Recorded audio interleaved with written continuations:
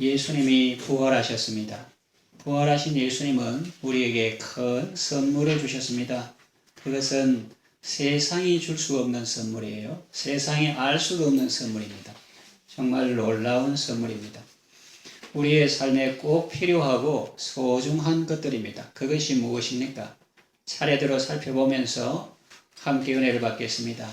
첫째는 평강입니다. 예수님께서 너희에게 평강이 있을지어다 그러셨습니다. 19절에도 그 말씀이 나오고 21절에도 그 말씀이 나옵니다. 예수님은 요즘 시간 계산법으로 주일 새벽에 부활하셨습니다. 그러나 예수님이 부활하신 그 사실을 제자들은 몰랐습니다. 부활하신 예수님께서 나타나셔서 친히 보여주심으로 그들은 비로소 알게 되었습니다. 부활하신 예수님을 뵙기 전까지 제자들의 마음 상태는 어떠했을까요? 불안하고 답답하고 두려웠습니다. 언제 유대인들이 우리를 잡으려고 들이닥칠까? 이 일이 앞으로 어떻게 진행되어 나갈까? 선생님이 죽었으니 우리는 이제 어떻게 해야 할까? 이런 생각들로 마음이 불안하고 두려웠을 것입니다. 그리고 마음도 편치 않았습니다. 모두 다 예수님을 배반했거든요. 가룟 유다만 배신한 것이 아닙니다. 예수께서 잡히시던 날 밤에 수제자라 불리던 베드로조차 주를 모른다고 부인했고 다른 제자들도 다 주를 버리고 도망갔습니다. 죄를 지으면 마음이 불안하고 초조하죠. 여하간 제자들은 너무 무서워서 모인 곳의 문들을 모두 닫고 있었습니다. 그때 예수님께서 나타나셨습니다. 그리고 가운데에 서서 말씀하셨습니다. 너희에게 평강이 있을지어다. 영어로 하면 peace be with you. 히브리어로는 샬롬. 이 말씀을 하시고 손과 옆구리를 보이셨습니다. 제자들은 처음에는 헛것을 보는가 생각했는데 예수님 손을 보고 또 예수님의 옆구리를 보니 확실히 주님이신 것을 알게 되었죠. 제자들이 주를 보고 기뻐했습니다. 또 이르시되 너희에게 평강이 있을지어다 그러셨습니다. 불안과 두려움에 떨던 제자들에게 예수님이 나타나셔서 샬롬을 주셨습니다. 이것이 부활하신 예수님이 제자들에게 주신 첫 번째 선물입니다. 왜 먼저 평강을 주셨을까요? 그냥 단순한 인사이기 때문에 나타나서 샬롬 그렇게 하신 것일까요? 아닙니다. 그냥 단순한 인사가 아닙니다. 사람이 이 세상을 살아가는데 필요한 것이 많지만은 그 중에 가장 필요한 것이 중요한 것이 평강입니다. 아무리 돈이 많고 권세가 있어도 평강이 없으면 살기 어렵습니다. 이렇게 필요한 것이 평강이지만은 정작 사람에게는 이 평강이 없습니다. 있는 것 같이 보여도 그냥 흙것에 속아가지고 잠시 만족하고 있는 것이지 평강이 없어요. 그런 찬송가 가사에 나옵니다. 이 땅 위에 험한 길 가는 동안 참된 평안이 어디 있나? 그렇습니다. 참된 평강이 없습니다. 이 세상에는. 왜 그럴까요? 이 평강이라는 것은 바른 관계에서 나오기 때문입니다. 사람이 범죄함으로 하나님과 사람 사이에 담이 생겼습니다. 그래서 참된 평강이 없었습니다. 예수님께서 십자가의 피로 이 담을 허셨습니다. 그래서 사람이 하나님과 바른 관계를 맺을 수 있게 하셨습니다. 사람이 하나님과 바른 관계를 맺으면 다른 사람이나 만물들과도 바른 관계를 맺을 수 있게 됩니다. 그래서 육신의 질병이 없고 물질의 궁핍함이 없습니다. 예수님께서 너희에게 평강이 있을지어다 하신 말씀은 단순한 인사가 아닙니다. 그래서 이 샬롬 그런 거는 유대인의 단순한 인사가 아니라 적어도 4가지를 포함하고 있는 거예요. 하나님과의 관계가 죄로 막힘이 없이 하나님과 좋은 관계를 유지하는 거, 이게 샬롬이고, 또 사람하고 원수된 것이 없이 사람들하고 좋은 관계를 유지하는 것이 샬롬이고, 내 몸도 함부로 남용하거나 오용하지 않고 하나님과 바른 관계를 맺어서 몸도 아주 건강한 그런 것이 샬롬이고, 또 물질에까지 그 하나님과 좋은 관계를 맺어서 그 복을 받는 이것이 샬롬. 하나님과 바른 관계, 사람과 바른 관계, 육신의 건강, 또 물질, 이것이 다 하나님 안에서 복을 받는 그것을 샬롬이다, 평강이다, 그렇게 말합니다. 예수님께서 우리에게, 제자들에게 평강이 있을지어다 하신 말씀은 단순한 인사가 아닙니다. 못 박히신 손을 보이시면서 우리에게 축복하시는 것입니다. 여기 못자국이 있는데 샬롬, 못 박히신 손을 보이시면서 너희에게 평강이 있을지어다 하신 이것은 내가 너희에게 평강을 주기 위해서 이렇게 대가를 지불했으니 이제 너는 그 평강을 누리며 살라 하는 말씀입니다. 예수님은 평강의 왕이십니다.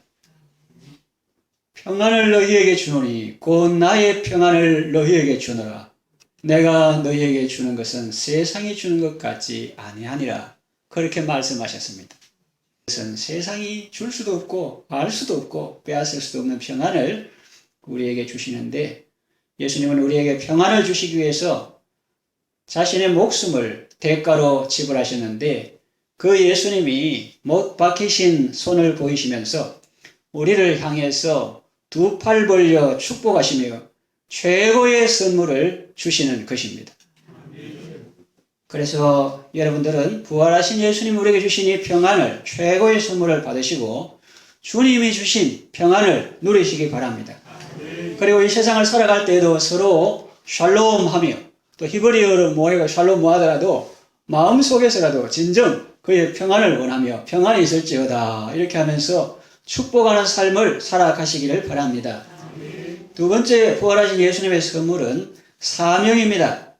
아버지께서 나를 보내신 것 같이 나도 너희를 보내노라 그랬습니다. 21절. 그래서 주께서 우리에게 놀라운 선물, 이 돈으로 살 수도 없고 세상에 줄 수도 없는 이 평안을 우리에게 주셨는데, 주께서 주신 평강을 잘 유지하고 더 풍성하게 누리는 비결이 무엇이냐? 바로 사명 감당하는 데 있습니다. 하나님께서 예수님을 이 땅에 보내사 우리를 구원하신 것처럼 예수님께서 세상을 살리기 위해서 우리를 보내십니다. 21절에 나오죠. 아버지께서 나를 보내신 것 같이 나도 너희를 보내노라. 이렇게 예수님께서 우리를 학교에 보내시고 직장에 보내시고 그 아파트 몇 동으로 보내시고 또 시댁에 보내시고 그 시설에 보내시고 아버지께서 나를 보내신 것 같이 나도 너희를 보내노라. 그렇게 예수님께서 말씀하시는 것입니다. 이 사명은 너무나 중요해서 사복음서 마지막 부분에 다 나와 있습니다. 먼저 마태복음 28장 19절에서 20절 보면 너희는 가서 모든 족속으로 제자를 삼으라 했고, 또 마가복음 16장 15절에도 너희는 온 천하에 다니며 만민에게 복음을 전파하라 했고, 또 누가복음 24장 48절에도 너희는 이 모든 일의 증인이라 했고, 요한복음 21장 15절에서 17절에도 내 양을 먹이라고 했습니다. 그러니까 사복음서 마지막 부분에 다 나오고 또 사도행전 초도에도 그게 나옵니다. 이렇게 중요한 것이 사명인데 때로 우리는 그 사명을 망각할 때가 있습니다. 그냥 우리끼리 예수 속닥하게 믿고 조용히 내만 천국 가면 좋겠는데 왜 이리 전도를 강요하는 거야? 강조하는 거야? 강요는 안 하겠죠. 누가 하겠습니까? 강조하는 거야? 전도에도 그 무리 전도회를 말하는 게 아닙니다. 그냥 알아듣기 쉽게 예를 들어서 일반적인 교훈을 말하는데, 전도회도 그냥 모여서 놀러가고 먹고 즐기면 좋겠는데 왜 자꾸 영혼 구원하라고 해? 그런 생각이 들 수도 있습니다. 그러나 그렇게 살면 좋을 것 같아도 결과적으로는 남는 것이 없습니다. 오히려 안 좋은 일만 생깁니다. 저도 그런 것 같아요. 제가 우리 모두 인생이기 때문에 하나님 앞에 연약하고 부족합니다. 그러나 그리스도 안에서는 아름다운 인생이죠. 내가 하나님 앞에서 연약하고 부족하지만 그래도 작은아마 아름다운 삶을 조금 살 수 있었고 또 여기까지 나올 수 있었던 것은 무엇이냐? 그것은 바로 사명 때문이다 하는 것입니다. 사람이 사명이 없다면 아무리 제가 좋은 학교, 소위 서울대학교, 하버드대학 나오고 또 똑똑한 사람이라 할지라도 사명이 없으면, 목적이 없으면, 방향이 없으면 헤매고 방황하는 삶을 살고 지치게 됩니다. 그러나 그 사명, 그것도 그냥 세상 사명이 아니고 하나님께서 주신 영광스러운 사명인데, 사람을 살리고 사람을 세우는 그 사명을 딱 정하고 이렇게 나아가다 보니까 인생인지라 넘어질 때도 있고 힘들 때도 있고 쓰러질 때도 있지만, 그래도 보이는 것이 분명하니까 결국은 한 걸음이라도, 아니면 반걸음이라도, 아니면 넘어져도 살살 기가지고 또 갈도록 하나님께서 은혜를 베풀어 주셔서 쓰러지고 넘어질 때가 있지만 하나님께서 일으켜 주시고 하나님께서 붙들어 주셔서 여기까지 나올 수 있게 된 것입니다. 그러니까 사람이 사명의 길이 사는 길입니다. 교회의 5대 사명은 성경을 읽고 또 읽고 요약하고 정리해가지고 핵심 요약한 것이 5대 사명은 뭐냐? 예배, 섬김, 전도, 교제, 양육. 너무 준비해. 하나님께서 교회를 세우신 목적이 무엇일까요? 많지만 아까 5개 그 중에 하나가 전도 아닙니까? 또 양육 아닙니까? 쉽게 말하면 영혼 구원하려고 세우신 것이 아닙니까? 그런데 교회가 영혼 구원에는 관심이 없고, 다른 것도 마찬가지예요. 예배, 섬김, 전도, 교제, 양육 다 마찬가지인데, 예를 들어서 하나를 말하는 건데, 교회가 영혼 구원에는 관심이 없고 하나님의 뜻을 이루는 데는 관심이 없고 사람의 뜻을 이룰 목적만 가득하다면, 자기의 야망을 이룰 그런 목적만 가득하다면 그 교회는 더 이상 지역사회에 존재할 이유가 없습니다. 전도해도 그렇습니다. 영혼 구원에는 관심이 없고 먹고 놀러 다니는 데만 관심이 있다면 세상 모임과 뭐가 다르겠습니까? 그것이 나쁘다는 게 아니고 주된 것과 이렇게 부수인 것을 잘 구별하라 하는 그런 의미입니다. 개인도 그러합니다. 하나님께서 이 환난 풍파많은 세상 가운데 우리의 생명을 지켜주시고 지금까지 생명을 연장시켜 주신 목적이 무엇일까요? 그것은 복음을 전하고 한 영혼이라도 더 살리고 그 영혼을 세우는 일에, 구원하라는 일에 힘쓰라는 것 아니겠습니까? 그리고 사실은 이보다 더 보람되고 영광스러운 일도 없습니다. 사실은요. 하나님께서 우리에게 어떤 지위를 주시고 권세를 주시면 그것을 통해서 많은 사람들을 살리고 섬기고 하나님께로 인도하고, 없으면 또 낮은 데서 주님이 부르신 그 자리에서 그 사람들에게 소망의 주님을, 치유의 주님을 이렇게 소개하고 생명의 주님께로 인도하는, 그만큼 보람되고 영광스러운 일도 없습니다. 사도 바울은 데살로니가 교회 성도들에게 말했습니다. 겉으로는 뭐 편지를 쓸 정도로 거기에다가 무슨 교회 안에 문제가 있겠고 연약한 부분도 있었겠죠. 그러나 크게 보면 다 하나님의 사랑으로 그들을 사랑하는 마음으로 편지를 쓰는데, 그 위에 뭐라고 했습니까? 애물단지라고 했습니까? 아닙니다. 여러분들은 주님 앞에서 나의 기쁨이요 자랑이요 영광이요 멸류관입니다. 그렇게 말했습니다. 주님 앞에 설 때 남는 게 뭐냐는 거예요. 그분들입니다. 매일 그분들을 위해서 기도하고 그분들에게 말씀을 가르치고 그분들을 사랑으로 눈물로 양육한 그분들이 주님 앞에 설 때 나의 자랑이요 기쁨이요 멸류관이라 하는 것입니다.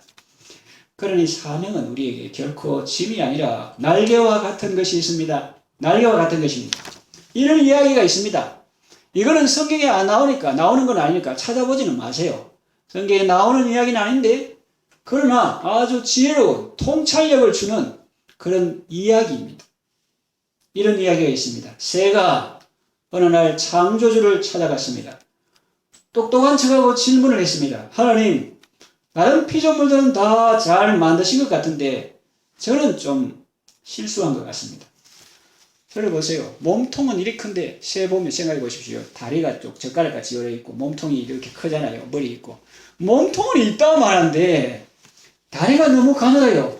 무거워서 다니기 힘들어요. 그때 하나님이 이렇게 말씀하셨습니다. 얘야, 그것은 짐이 아니라 날개란다. 따라합시다. 짐이 아니라 날개다. 그렇습니다. 여러분이 일이 힘들게 느껴지십니까? 여러분이 돌보는 학생들이 또 목원들이 혹은 가족들이 부담스럽게 느껴지십니까? 그러나 잘 생각해 보라는 것입니다. 하나님께서 짐으로 주신 것이 아니라 그것이 우리가 주님께 나아가는 날개로 주신 것일 수도 있습니다. 사명은 우리로 하여금 하늘을 날게 하는 날개와 같습니다. 사명이 없는 인생은 목적 없는 항해와 같습니다. 사명을 망각한 교회는 무질서와 다툼이 있습니다. 그래서 사명은 교회를 살리고 성도를 살리고 이웃을 살게 하는 하나님의 방편인 것입니다. 사람을 살리고 구원하고 제자를 세우는 일을 할 때 우리는 하늘과 땅의 모든 권세를 가지신 주님의 함께 하심을 체험할 수 있습니다. 참된 평강을 누릴 수 있습니다. 귀한 사명은 아무 사람에게나 맡기지 않습니다. 그렇지요, 여러분. 사랑하는 자녀를 누구에게 부탁하겠습니까? 하나님의 입장에서 볼 때 피 흘려 구속하신 그런 어린 영혼들, 예수께서 오실 때에 그 귀하신 복에 피 흘려 구속하신 그런 어린 영혼들이나 새가족이나 모건들, 여러분 같으면 여러분의 소중한 자녀를 아무한테나 맡기겠습니까? 하나님께서 소중한 자녀들을 아무에게나 맡기지 않습니다. 그것은 핏값으로 구속한 소중한 사람들에게 주신 특명입니다. 천사도 흠모하는 이 아름다운 사명을 감사함으로 잘 감당하시기를 바랍니다. 세 번째, 부활하신 주님이 주신 선물은 성령입니다. 성령을 받으라 하셨죠. 22절 이 말씀을 하시고 그를 향하사 숨을 내쉬며 이르시되 성령을 받으라. 예수님께서 우리에게 주신 사명이 참으로 귀한 것이지만 우리 힘으로는 절대 감당할 수 없습니다. 왜냐하면 그것은 사람의 일이 아니고 하나님의 일이기 때문입니다. 그러나 낙심하거나 염려할 필요가 없습니다. 예수는 우리에게 명령만 하시고 우리를 현장에 내팽개쳐 두는 분이 아니시기 때문입니다. 명령만 하시고 팔짱 끼고 바라만 보시는 분이 아니시기 때문입니다. 적극적으로 우리와 함께 하시는 우리를 도와주시는 분이십니다. 그래서 예수님은 우리에게 성령님을 보내주셨습니다. 사도행전 1장 8절에 오직 성령이 너희에게 임하시면 너희가 권능을 받고 예루살렘 온 유대와 사마리아와 땅끝까지 이르러 내 증인이 되리라. 그래서 주님께서 주신 사명이 정말 귀하고 소중한 것이지만 우리 힘으로는 감당할 수 없는데 성령 받고 권능 받으면 사명을 잘 감당할 수 있게 되는 것입니다. 사도행전은 예수님의 제자들이 성령을 받고 권능을 받아서 예루살렘과 온 유대와 사마리아와 땅끝까지 이르러 증인되는 내용을 기록하고 있습니다. 성령 충만은 능력 있는 신앙생활로 우리를 인도합니다. 사역의 한계를 뛰어넘게 합니다.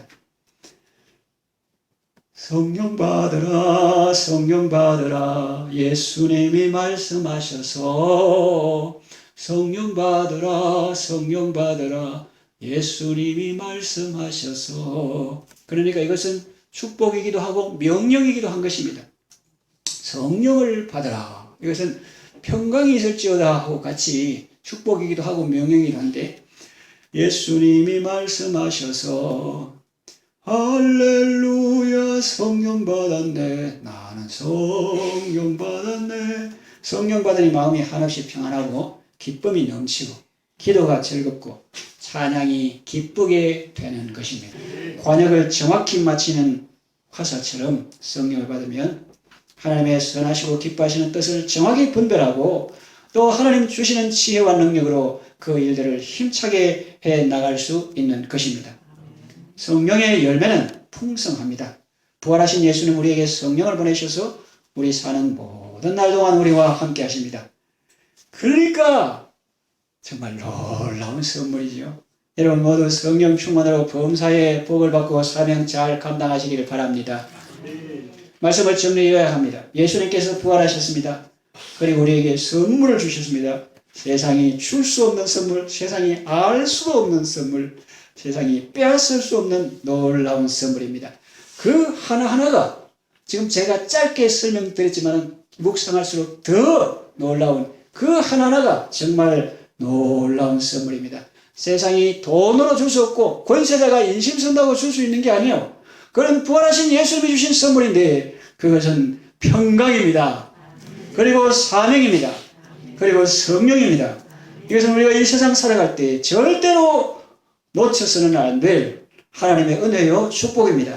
이 놀라운 선물을 주신 예수님께 감사하며 여러분 모두 승리의 삶을 살아가시기를 바랍니다.